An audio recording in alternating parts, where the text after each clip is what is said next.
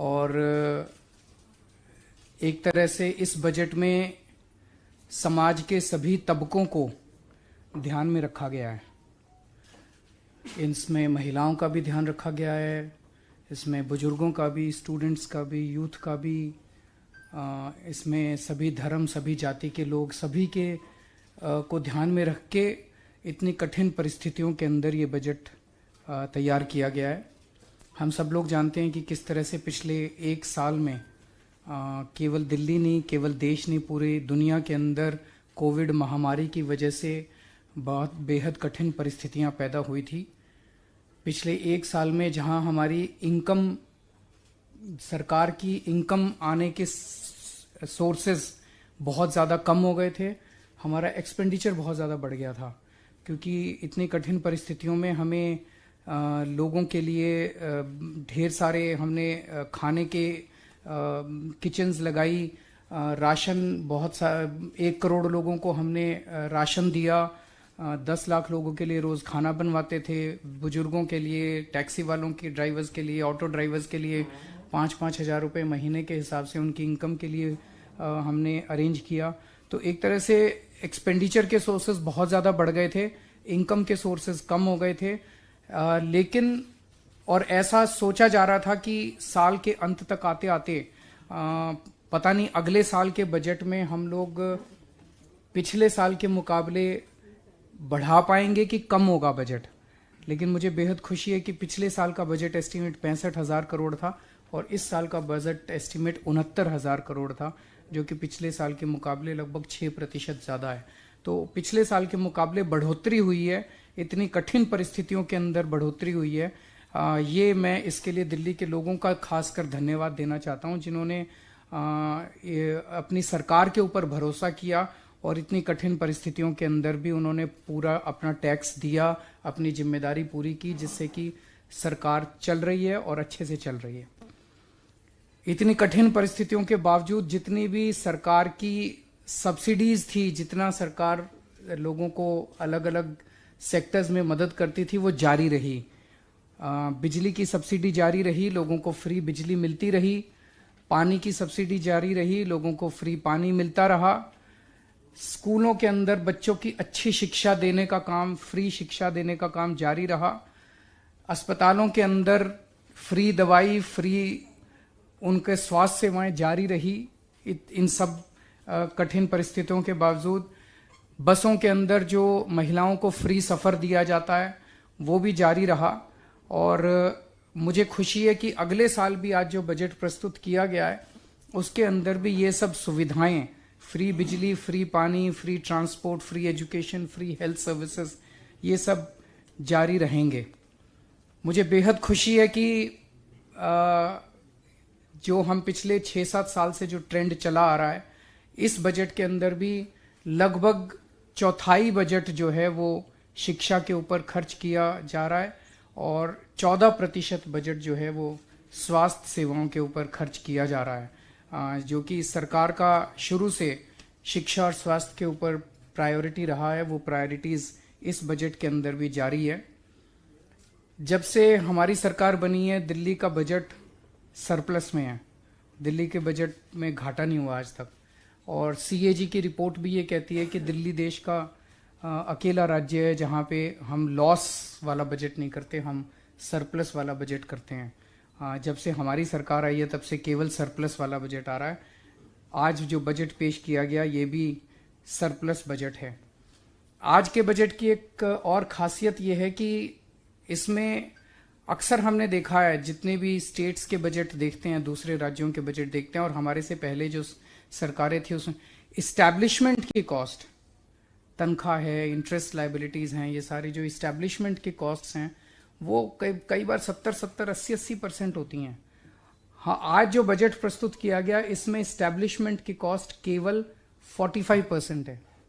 55% budget एक तरह से स्कीम्स के ऊपर, योजनाओं के ऊपर, जनता के विकास के ऊपर, सोशल सिक्योरिटी, इन चीज़ों के ऊपर खर्च किया जा रहा है, जो एक बहुत एफिशिएंट फाइनेंशियल मैनेजमेंट दिखाता है, जिसकी तरफ अब दिल्ली सरकार धीरे धीरे बढ़ रही है। आज देश, हम लोग अब 75 साल आज़ादी के पूरे कर रहे हैं और 75 साल के बाद ये वाला वर्ष जो है 75वां साल है आज़ादी का। जाहिर तौर पे देश के लिए एक बहुत खुशी की बात है और दिल्ली सरकार भी दिल्ली के लोगों के साथ मिलके इसको बहुत भव्य तरीके के साथ पूरा साल इसको मनाएंगे हम अपने 75 साल को। लेकिन इसके साथ साथ आज 75 साल पूरे करने पे ये सोचने की जरूरत है कि लोगों की एस्पिरेशंस क्या हैं, क्या वो एस्पिरेशंस पूरी हुई आज 75 साल के बाद।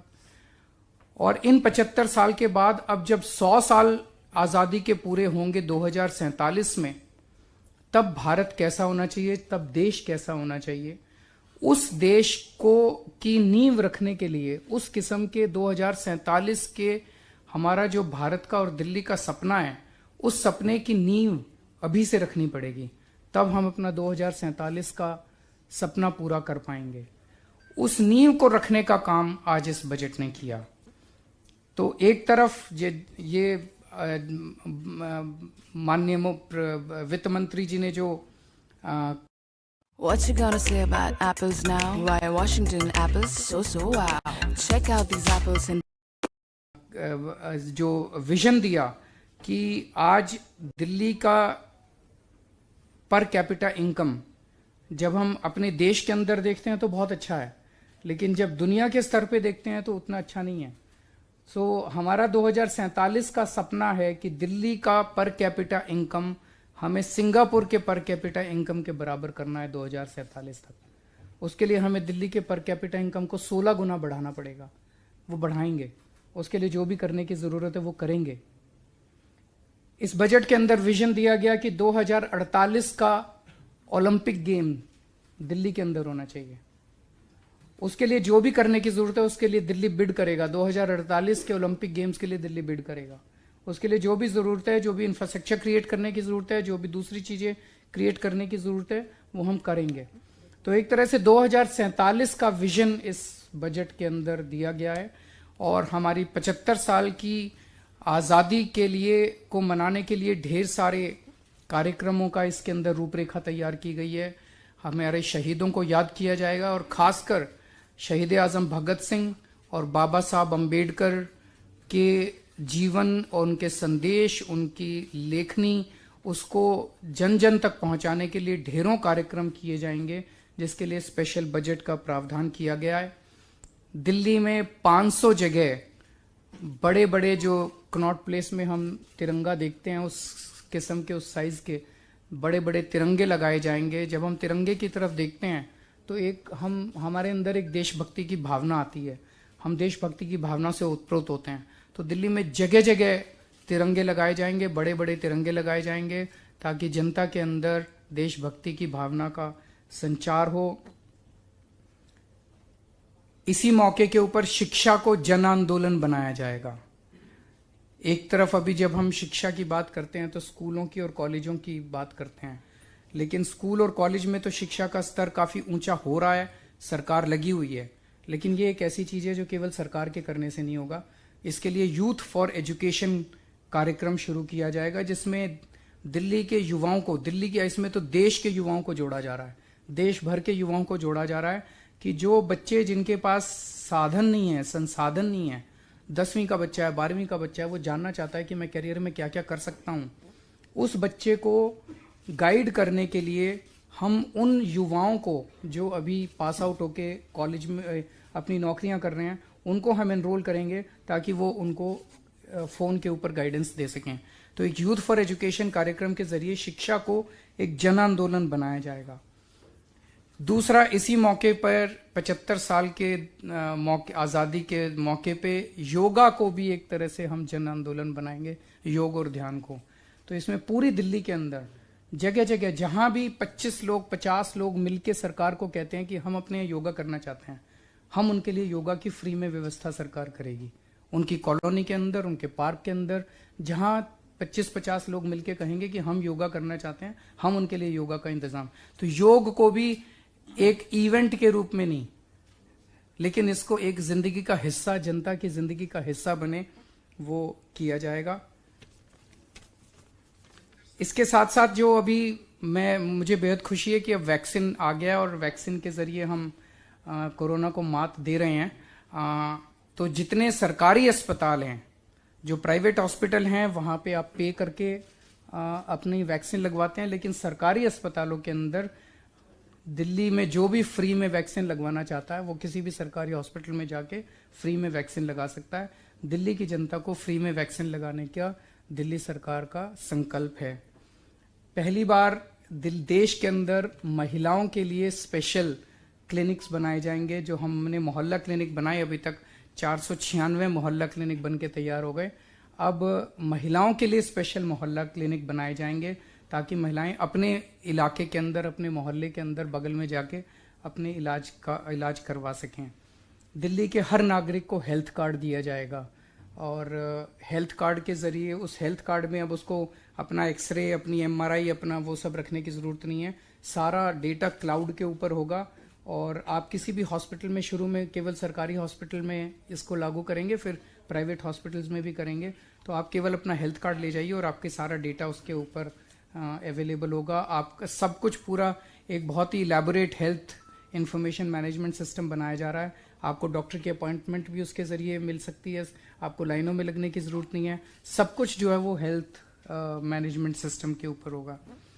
और दुनिया का पहला वर्चुअल दिल्ली मॉडल स्कूल बनाने की कल्पना इस बजट के अंदर की गई है, जिसमें क्लासरूम की दीवारें नहीं होंगी, स्कूल की दीवारें नहीं होंगी। आप कहीं से कभी भी किसी भी वक्त पढ़ सकते हैं। ये अपने आप का पहला स्कूल होगा जो कि दिल्ली में शुरू किया जाएगा। इसके अलावा और भी बहुत सारी योजनाएं आप लोगों ने सुनी आज। पानी के क्षेत्र में, परिवहन के क्षेत्र में, पर्यावरण के क्षेत्र में, हर क्षेत्र के अंदर इस बजट के अंदर सारी चीज़ों का ध्यान रखा गया। अब अगर आपके कोई क्वेश्चंस हैं तो आप।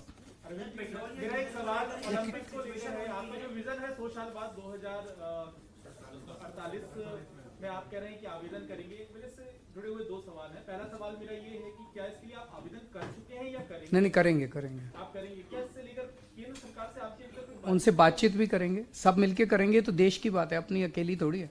ये तो देश के लिए एक बड़े गर्व की बात होगी। तो जाहिर तौर पे केंद्र सरकार, दिल्ली सरकार मिलके ही करेंगे। सर, क्या ऐसा कोई प्रोविजन हो सकता है सर, जो पेट्रोल डीजल का इस वक्त सबसे ज्यादा दामों में आग लगी हुई है, कुछ हद तक स्टेट के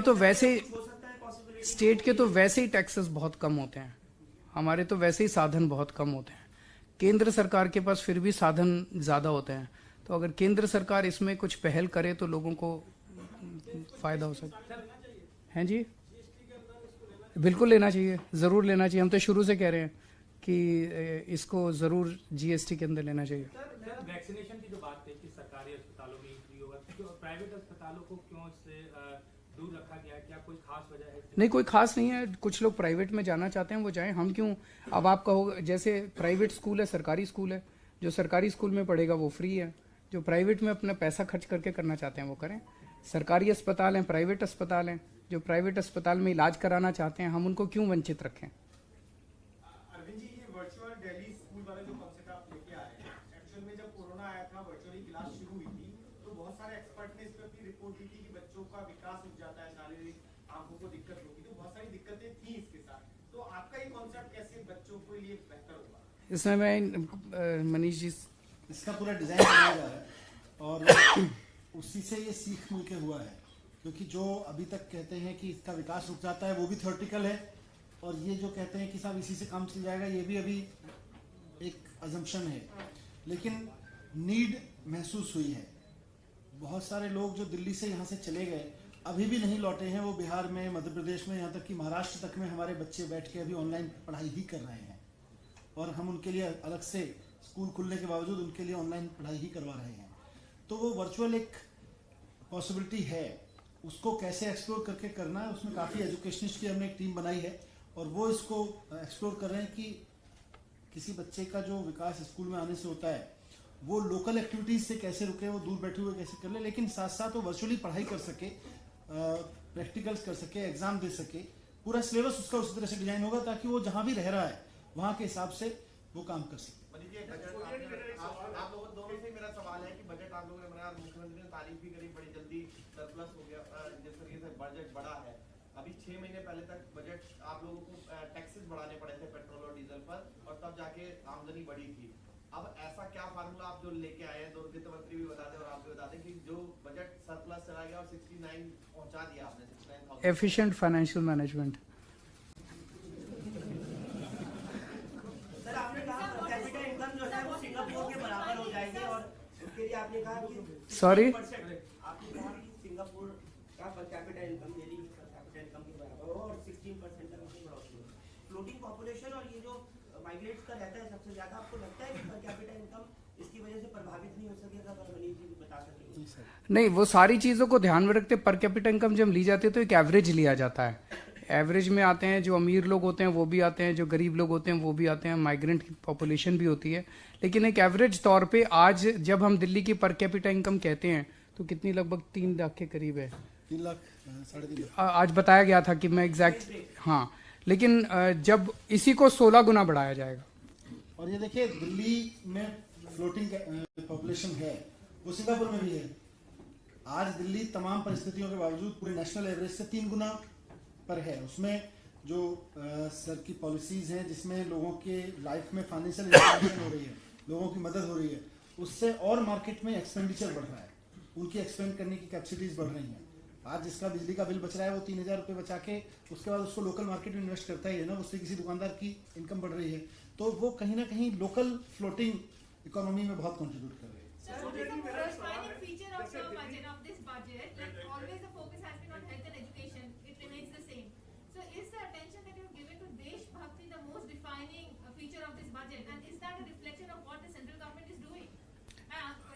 सर्टनली देशभक्ति इज, जैसा इन्होंने जब प्रेजेंट किया आज बजट, उन्होंने कहा ये देशभक्ति बजट है।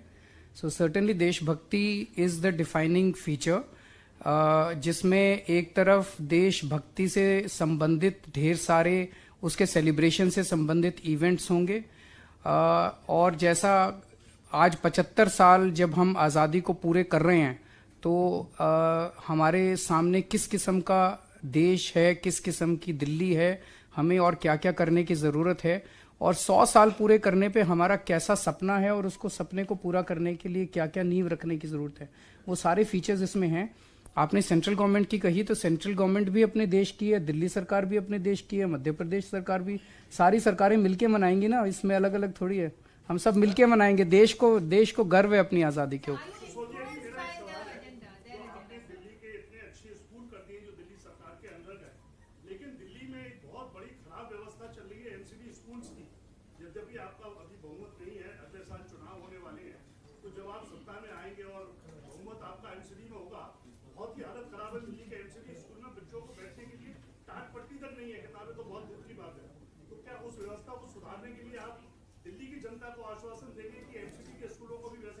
बिल्कुल आश्वासन देंगे, एमसीडी में हमारी सरकार बनवाएगी, हम वो भी ठीक करेंगे।